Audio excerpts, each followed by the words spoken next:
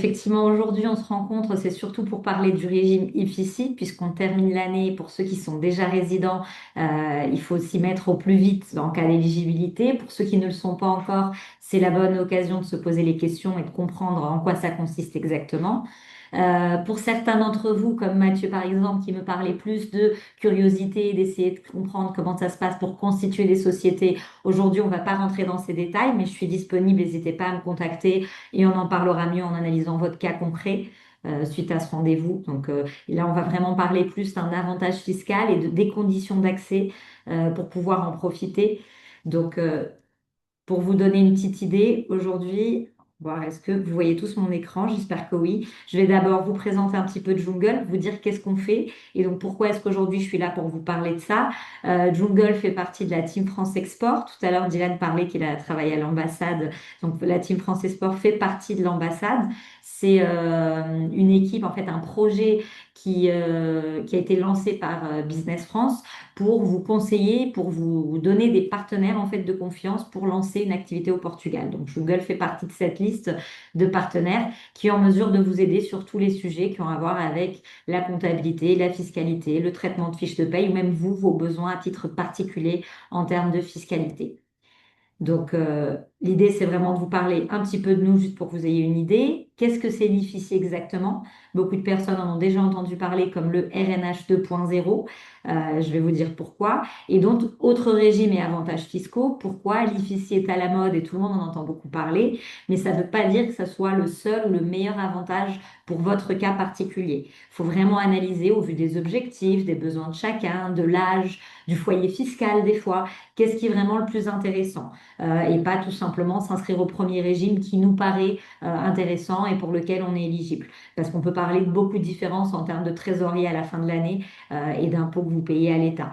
Puisque ces avantages existent, c'est dommage de ne pas en profiter et bien sûr de voir personnaliser exactement celui qui vous intéresse le plus, puisque en plus ils ne sont pas cumulables. Donc très difficilement vous réussirez à en avoir plusieurs. Il y a plusieurs avantages fiscaux, mais pas plusieurs régimes. Donc vous êtes toujours inscrit dans un seul. Il faut bien analyser, voir lequel vous convient le mieux. Donc, comme je vous disais, on a des services d'accompagnement comptable, fiscal et payroll. On a une équipe dédiée qui est francophone. Donc, 90% de nos clients sont des Français, Belges, Luxembourgeois, Suisses ou autres, puisque comme notre réseau de contacts, il y a 5 ans que Jungle a été créé, a débuté dans le marché francophone. Et depuis, heureusement, nos clients sont satisfaits, ils nous recommandent des amis, la famille. Et naturellement, on maintient beaucoup de contacts sur le marché francophone. Étant membre également de la Chambre de commerce luso-française et de plusieurs réseaux, naturellement, même si on est physiquement au Portugal, la plupart de nos clients sont francophones. Donc, comme je vous disais, on a 5 ans d'existence, plus de 10 partenaires stratégiques parce qu'on travaille vraiment seulement lié au sujet comptabilité, fiscalité et payroll. Mais si vous avez des besoins, par exemple des avocats, des agents immobiliers, des personnes pour du service administratif, on a tout un réseau de contacts qui nous permet de faciliter quand même la vie à nos clients et de proposer d'autres services si nous, de notre côté, on ne les a pas. Et on travaille donc pour plusieurs secteurs d'activité. On accompagne des clients autant qu'ils soient dans l'industrie comme dans l'IT, dans la restauration. Vraiment, il y a une connaissance au niveau de la société. Les comptables avec qui on travaille, qui actuellement sont déjà 11 en interne, connaissent le fonctionnement de plusieurs secteurs d'activité. Donc, on a cette chance et ces connaissances pour pouvoir vous accompagner. Pour l'IFIC, donc c'est pour ça que vous êtes là aujourd'hui. Pour vous donner une petite vision globale en termes de contexte, le Portugal, il y a des années, donc au vu de plusieurs particularités au niveau de l'économie, qui d'ailleurs ces derniers temps, je pense que vous avez tous eu, on est facilité à l'international parce que l'économie du Portugal récupère très bien. Donc c'est plutôt bon signe, autant pour l'image du pays comme pour l'économie nationale. Bien sûr qu'il y a toujours beaucoup de choses à faire et que pas toutes les familles le ressentent malheureusement, mais d'une façon générale, on est dans le bon sens et la bonne direction, ce qui est plutôt positif même pour les gens qui veulent s'installer. Mais donc il y a plusieurs politiques depuis déjà 2012, si je ne me trompe pas, ou même avant, depuis la crise, que le gouvernement a décidé de motiver à l'installation pour les étrangers. Donc on avait besoin de main-d'œuvre, on avait besoin de plus d'argent. Et donc, ils ont commencé à lancer des régimes fiscaux plus avantageux pour essayer de attraire les étrangers à s'installer au Portugal. Au tout début, le raisonnement était très simple. C'était, on veut plus de population, on veut des gens qui vivent bien, et je ne sais pas pourquoi, l'idée a été on va donner des avantages aux retraités. Et donc, c'était l'ancien RNH, le résident non habituel, où les retraités qui s'installaient au Portugal ne payaient presque rien sur leur retraite et sur l'argent qu'ils recevaient des pays d'où ils venaient. Entre-temps, le gouvernement a compris que avoir des retraités sur place, c'était sympa, mais qu'en réalité, ça dynamisait pas l'économie. Et que l'argent qu'ils ramenaient, même s'ils consommaient localement, ils faisaient pas nécessairement des investissements au-delà d'acheter leur maison, par exemple, une résidence secondaire, qui a d'ailleurs augmenté le prix en termes de l'habitation au Portugal. Donc, ils ont décidé, on va affiner un petit peu ça, les prochaines législatures. On a besoin de main-d'œuvre qualifiée. On a beaucoup de personnes qui sont parties du Portugal, qui ont été travailler à l'étranger, maintenant on se retrouve en difficulté parce qu'on n'a pas de talent. On n'a pas ils appellent ça de personnes qui travaillent pour des professions à valeur ajoutée. Et il y a eu toute une liste donc, qui a été faite, par exemple, dans l'IT, dans la santé, architecture, plusieurs domaines d'activité où le Portugal a compris qu'on avait besoin de développer. Bah, pour toutes les personnes qui travaillent dans ce secteur souhaitent s'installer ayant des avantages fiscaux.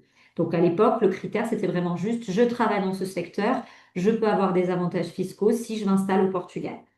Et maintenant, le raisonnement est différent. Donc, jusqu'à 2024, cet ancien RNH que je vous disais existait encore. Et maintenant, depuis le 1er janvier 2025, c'est l'IFICI. Donc, c'est pour ça qu'on va parler de ce régime, puisque le RNH à l'ancienne n'existe plus. Les personnes qui s'installent aujourd'hui au Portugal ne peuvent plus l'avoir.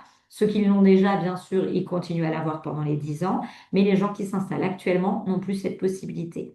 Ce qui existe, donc, c'est l'IFICI, qui en réalité, comme condition d'accès, c'est presque la même chose que le RNH. Donc, c'est une personne qui n'a pas été résidente au Portugal au cours des 5 dernières années, qui devient résident sur le territoire portugais et qui exerce une activité qui est considérée à valeur ajoutée également pour le pays.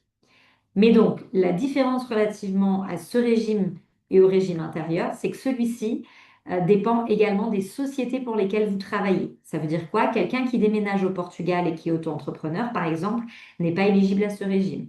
Pour l'être, il faut travailler pour une entreprise qui travaille dans un des secteurs suivants, qui sont les secteurs en fait éligibles. Donc, pour aider à développer ces secteurs-là qui ont plus de besoins apparemment, et c'est ce qui a été défini dans la loi qui vous permet d'accéder à ce régime. Dans la plupart des cas, donc, en tant que salarié dans ces sociétés, vous êtes éligible. Pour les personnes qui veulent créer une société dans ces domaines, et donc là aussi, c'est une grande différence relativement à l'ancien RNH. Parce que l'ancien RNH, si vous créez une société, un gérant n'était pas éligible aux avantages fiscaux. Parce que le gérant, c'est une figure légale, on va dire, qui est obligatoire pour représenter une société. Ce n'était pas considéré un poste ou une profession.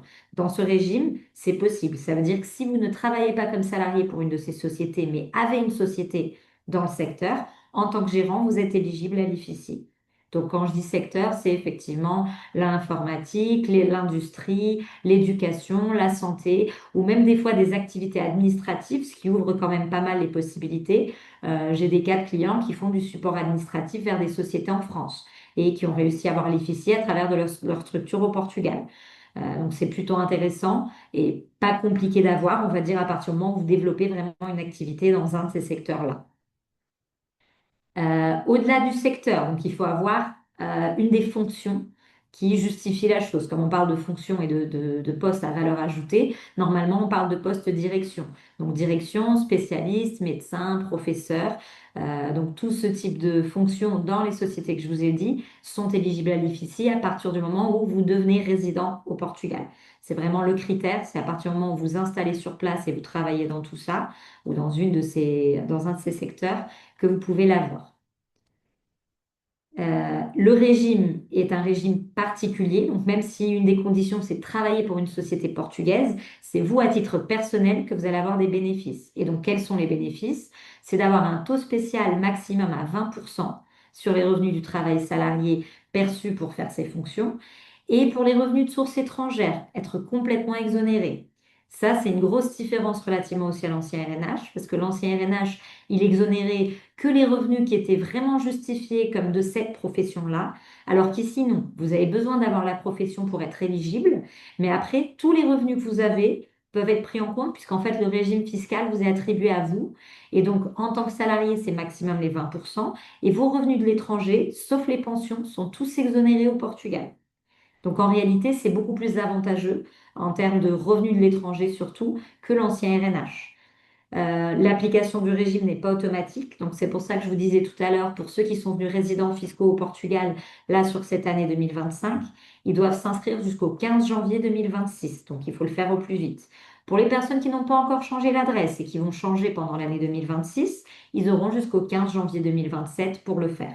Donc c'est toujours janvier de l'année qui suit le déménagement qu'il faut faire l'inscription, puisque c'est pas automatique et c'est seulement après être inscrit que vous pourrez profiter des bénéfices et des avantages fiscaux prévus dans ce régime. Imaginons quelqu'un qui ne travaille pas du tout dans ce secteur, dans les secteurs que je viens de dire, qui n'est pas éligible et il dit bon mince, à moi ça me dit rien du tout. Il y a encore d'autres possibilités en termes de régime et d'avantages fiscaux. Par exemple, donc ici, je vous ai mis un petit tableau qui résume un petit peu la chose entre l'ancien RNH, l'actuel IFICI et le régime normal pour vous donner une idée vraiment de ce qui est positif. Parce qu'une personne qui n'a pas d'avantages fiscaux, donc moi par exemple, je suis dans le cas du régime normal où je paye 14 à 48% sur mes revenus en dépendant de la somme, bien sûr. Les personnes qui avaient l'ancien RNH, comme je vous disais, ils payaient quand même les 20%. Après, sur les retraites, c'était 10 ou alors le taux progressif. Sur les loyers, indépendamment du régime, vous payez des taux fixes. Donc, si c'est des salaires, des loyers au Portugal, ça peut être de 25 à 28%. Là-dessus, il y a quelques changements en cours. On aura des bonnes nouvelles pour janvier, où le gouvernement est en train de changer et les propriétaires peuvent facilement se retrouver à payer seulement 10% sur les loyers. Donc, c'est quand même une grande différence. Pour les loyers qui viennent de l'étranger, ça, il faut bien le prendre en compte. Pour certains d'entre vous qui, par exemple, déménagent, mais vous maintenez votre résidence principale en France louée ou vous avez des revenus locatifs, les revenus locatifs sont toujours taxés dans le pays où les biens existent. Par contre, en dépendant du régime que vous avez dans le pays où vous habitez, vous pouvez ou pas devoir les déclarer et être imposés. Et donc, pour les loyers qui viennent de l'étranger, les gens qui sont éligibles au IFICI ne payeront rien du tout au Portugal. Alors que quelqu'un qui n'a pas ce régime, bah, en fait, il va payer 28% moins de ce qu'il a déjà payé dans le pays d'origine. Donc, si en France, il a payé plus que ça, en réalité, il ne payera rien. Mais sinon, vous pouvez vous retrouver quand même à payer des impôts au Portugal, puisque le loyer rentre dans vos revenus qui seront à déclarer lors de la déclaration d'IRS au Portugal. Donc, c'est vraiment, il faut vraiment analyser au cas par cas, au vu des revenus que vous avez, de plusieurs choses, si c'est plus intéressant ou pas, et si c'est possible de profiter d'un de ces avantages. Si vous n'avez pas donc ce type de possibilité, il y a également le programme Regressal. Donc Regressal, c'est pour qui? Pour les personnes qui étaient résidents au Portugal mais qui sont parties à l'étranger et qui souhaitent revenir. Il y a l'avantage de, pendant 5 ans, pouvoir être exonérés de la moitié de leurs revenus. Si les revenus ne dépassent pas, bien sûr, 250 000 euros par an, ce qui peut quand même être représentatif parce que bah, pendant 5 ans, vous êtes taxé que sur, imaginons que vous touchez les 250, vous êtes taxé que sur 125. Donc c'est quand même aux limites, en dépendant des projets, de si vous restez à long terme ou pas au Portugal. Des fois, ce régime peut être même plus intéressant que l'IFICI, parce que l'IFICI sur les revenus du Portugal, si vous n'avez pas un certain salaire, donc on va dire aller à partir de 2 000 euros par mois, vous atteignez même pas les 20%. Donc, c'est peut-être pas avantageux d'en profiter. Alors qu'ici, indépendamment de combien vous gagnez, 50% de vos revenus sont oubliés. Donc, il faudrait comparer et voir ce qui est le plus intéressant. Par contre, bien sûr, celui-ci est un avantage pendant 5 ans, alors que l'IFICI, c'est un avantage pendant 10 ans. Pour les cas qui ne sont ni éligibles ni à l'un ni à l'autre, ou alors qu'ils le sont à tous, parfait, tant mieux. Il y a encore la possibilité d'être éligible à l'IRS jeune. Donc l'IRS jeune, un petit peu dans le même concept, pour retenir les talents et éviter qu'ils partent à l'étranger, parce que c'est vrai que la charge fiscale au Portugal est plutôt élevée en comparant au salaire qui se pratique localement. Donc, pour les personnes qui sont sur les 10 premières années de cotisation, donc qui viennent de démarrer, commencer à travailler, ils ont moins de 35 ans, qui ne sont plus dans le foyer fiscal des parents, jusqu'à 28 737,50 € par an, ils peuvent être exonérés progressivement de revenus. Ça veut dire, par exemple, la première année, quelqu'un qui vient de s'installer au Portugal, il a 25 ans ou 30 ou 34 ans, jusqu'à 28 737,50 €, il ne payera rien du tout en IRS. Donc, tout l'argent est considéré comme net pour la personne. Bien sûr, et s'il est salarié, il payera des cotisations sociales, mais en termes d'IRS, il n'y aura rien à payer. Pour les années qui suivent, c'est des exonérations partielles. Et en fait, à partir de la 11e année ou des 35 ans, c'est là où la personne commencera à payer son IRS, comme tout le monde, au taux progressif. Donc, au vu des différentes possibilités que je vous mets, vous voyez qu'il y a des cas où en fait, s'inscrire à l'IFECI peut peut-être vous faire perdre de l'argent. Par exemple, j'ai un cas d'une cliente il n'y a pas longtemps qui vient de s'installer au Portugal. Elle a 26 ans, elle n'a pas des revenus énormes ni beaucoup de visibilité sur ses revenus à long terme, n'a pas de revenus de l'étranger. Et elle s'inscrit à l'IFECI. Pourquoi? Parce qu'elle est venue s'installer dans une société d'IT et ils lui ont dit, ah, inscris-toi à ça, c'est le régime le plus avantageux. Mais en réalité, ses revenus n'atteignent pas le plafond suffisant pour payer 20%, 20% d'impôts, donc elle ne profite pas du bénéfice et elle n'a pas de revenus de l'étranger. Donc pour elle, ça serait beaucoup plus intéressant d'avoir l'IRS jeune et maintenant elle ne peut pas l'avoir parce qu'elle est inscrite à un autre régime fiscal. Donc il faut vraiment faire attention à ça avant de vous inscrire à quoi que ce soit. Analysez bien la chose, contactez-nous, voyez avec un fiscaliste, un comptable, en regardant vraiment au niveau global de votre foyer ce qui est le plus intéressant. Voilà, donc c'était très court aujourd'hui parce qu'en réalité, les informations qu'on a à vous donner sont plus générales. En dépendant après du cas par cas, il faut qu'on analyse ensemble, voir ce qui est le plus pertinent, effectivement, pour chacun. Donc, je vous laisse peut-être poser des questions si vous en avez.